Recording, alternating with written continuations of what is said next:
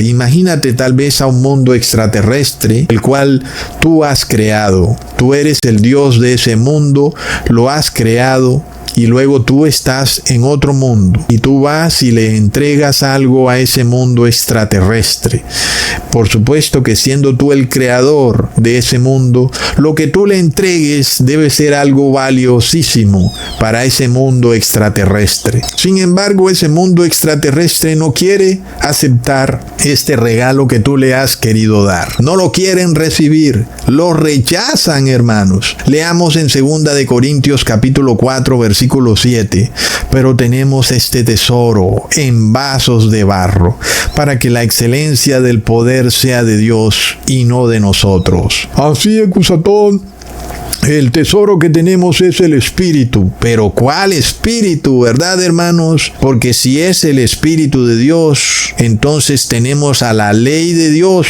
Porque Dios es la ley. ¿Y cómo pudiera ser cierto que tú tienes el Espíritu de Dios si rechazas la ley de Dios? No has recibido el tesoro de Dios que le entrega a nuestro Padre eterno a la raza humana. Pero leamos lo que dice Gálatas capítulo 3 versículo 18. Porque si la herencia es por la ley, ya no es por la promesa, pero Dios la concedió a Abraham mediante la promesa. Entonces el pastor grita a todo pulmón: Cusatón, estás loco.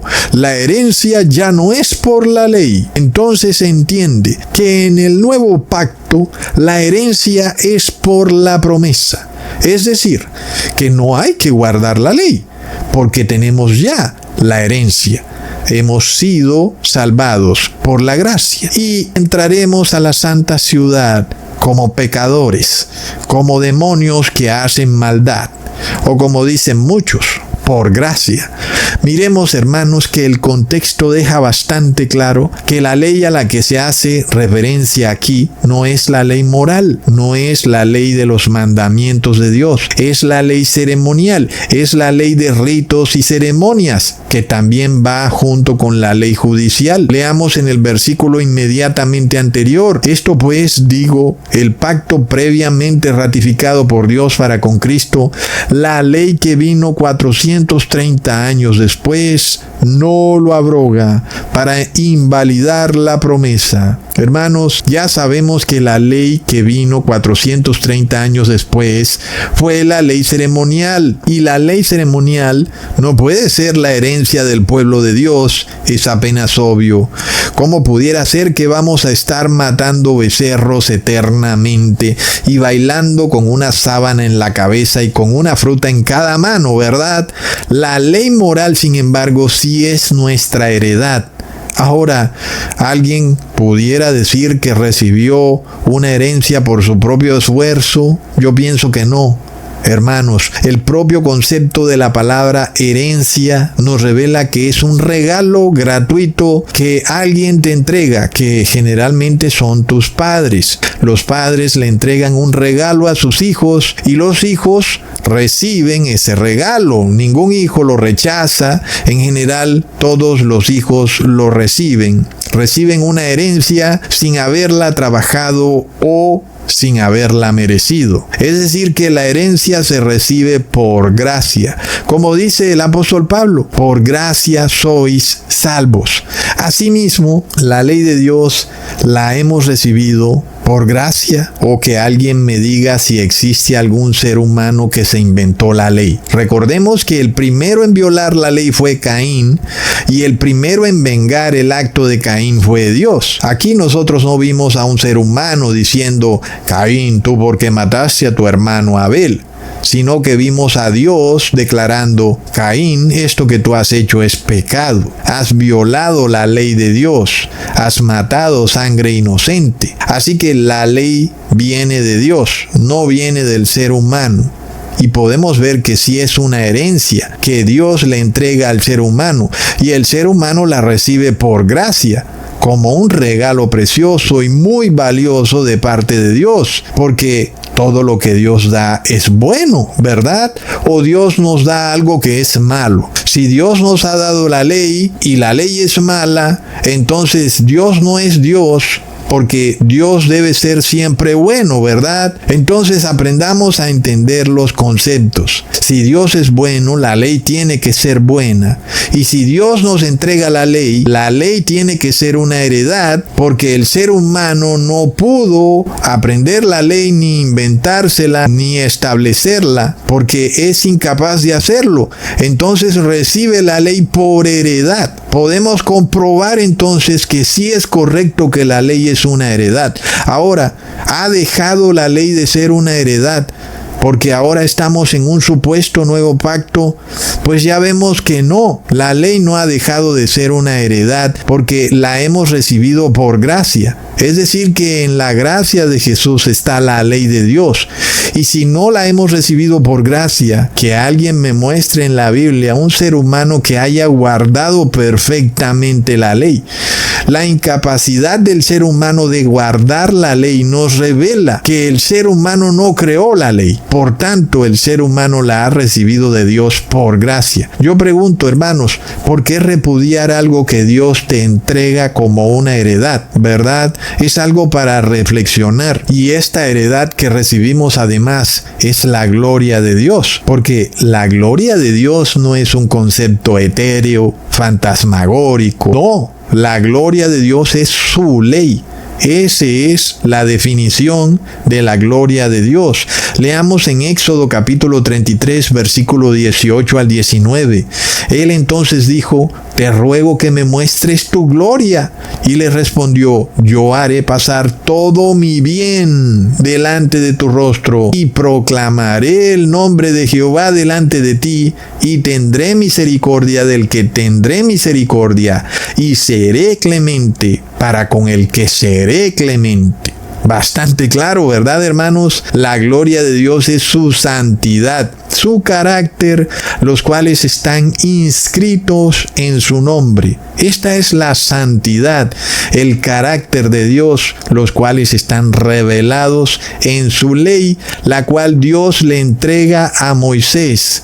Cuando Dios le da el bien de Dios a Moisés, recibiendo la ley de Dios. Y por tanto, cuando Moisés recibe la ley de Dios, también recibe la misericordia de Dios. Esto está claramente probado cuando vemos que los ángeles caídos no pueden guardar la ley de Dios. Por esa razón, no reciben la misericordia de Dios, porque están despojados de la luz de Dios. Leamos en 2 de Pedro capítulo 2, versículo 4. Porque si Dios no perdonó a los ángeles que pecaron, sino que arrojándolos al infierno, los entregó a prisiones de oscuridad para ser reservados al juicio. Miremos el error de estos ángeles. Es una cosa de locos. Confiaron más en Satanás que en Dios. ¿Será que tú también vas a confiar más en un ser humano que en Dios, en los nefilims, en los titanes, en los billonarios del mundo? Como ocurrió en el 2020, muchos confiaron en Bill Gates. ¿Quién es este degenerado codicioso que va a venirme a decir cómo debo adorar a Dios? ¿Verdad, hermanos? Miremos esto. Los que así hicieron se despojaron de su heredad, al igual que lo hicieron los ángeles de Dios. La heredad de ellos era la ley de Dios. Qué tremendo desplante, ¿verdad? Tú imagínate nada más eso, entregándole una heredad a un hijo tuyo, y ese hijo no solo rechaza ese regalo, sino que se convierte en tu enemigo, Satanás, el adversario tuyo. Pero un momentico, si yo te di un regalo valiosísimo, te di mi ley, que es mi gloria, ahora tú la repudias y te conviertes en mi adversario. Esta es la batalla celestial, hermanos. La batalla es por la gloria de Dios. Aquí está en juego todo. Está en juego el nombre de Dios. Miremos esto, hermanos, que estos ángeles obviamente tuvieron que ser arrojados de la presencia de Dios. Y vemos que este versículo nos revela otra cosa que también es interesante, cuando dice que fueron arrojados al infierno, donde están las prisiones de oscuridad. Un momentico, si fuera cierto que el infierno es un lugar de llamas, ¿cómo pudiera tener este versículo alguna lógica? ¿Cómo pudieran los ángeles estar al mismo tiempo en un lugar de llamas y en prisiones de oscuridad, cuando todos sabemos que las llamas resplandecen en la oscuridad? Pues si así fuera, no pudieran existir prisiones de oscuridad. Pero si algún loco quiere decir que la frase prisiones de oscuridad es simbólica y la palabra infierno es literal, pues entonces tenemos un grave problema de pensamiento lógico, ¿verdad, hermanos? Si vamos a aceptar que la frase prisiones de oscuridad es simbólica, la palabra infierno también debe entenderse simbólicamente y no como un sitio real de llamas eternas. Miremos esto, hermanos, que cuando el apóstol Pedro escribió esto, usó la palabra tártaros, la cual es traducida como infierno. Y sin embargo, nosotros vemos que esta es una palabra del griego koiné.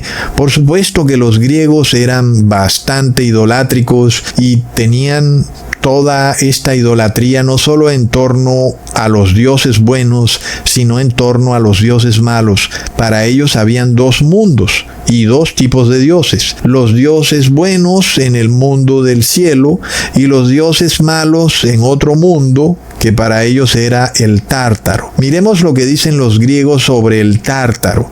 Es un abismo oscuro y profundo dentro del inframundo, que sirve como prisión eterna para los titanes y otros monstruos, y como lugar de castigo para las almas de los malvados y los pecadores.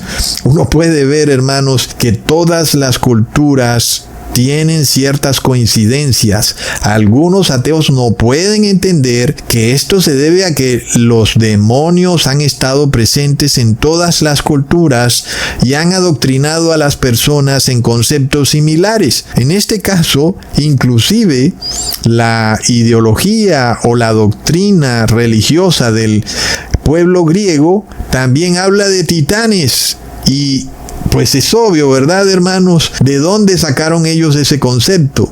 No se lo inventaron, sino que sabían que venía del judaísmo. El judaísmo es el que habla de los titanes.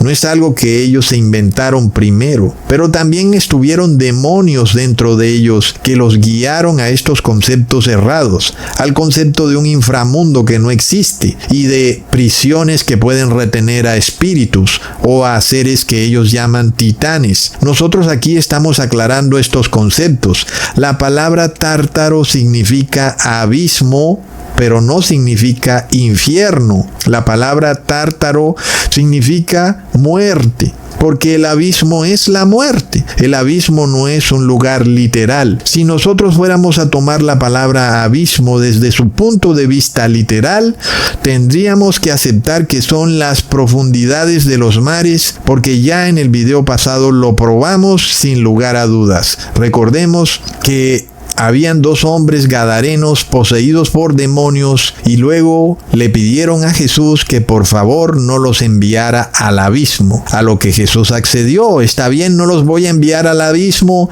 Ellos pidieron por favor que los dejara ir a un hato de cerdos y luego ellos terminaron arrojándose al mar. En este caso, si tomáramos la palabra abismo de forma literal, nada de lo que ocurrió en esta escena tiene lógica, porque los demonios se tiraron al final al abismo, el preciso lugar al que le pidieron a Jesús que no los enviara, a menos que entendiéramos que la palabra abismo debe entenderse de forma simbólica, y el abismo entonces es la muerte, y los demonios no querían ser enviados a la muerte, y Jesús accedió a su petición.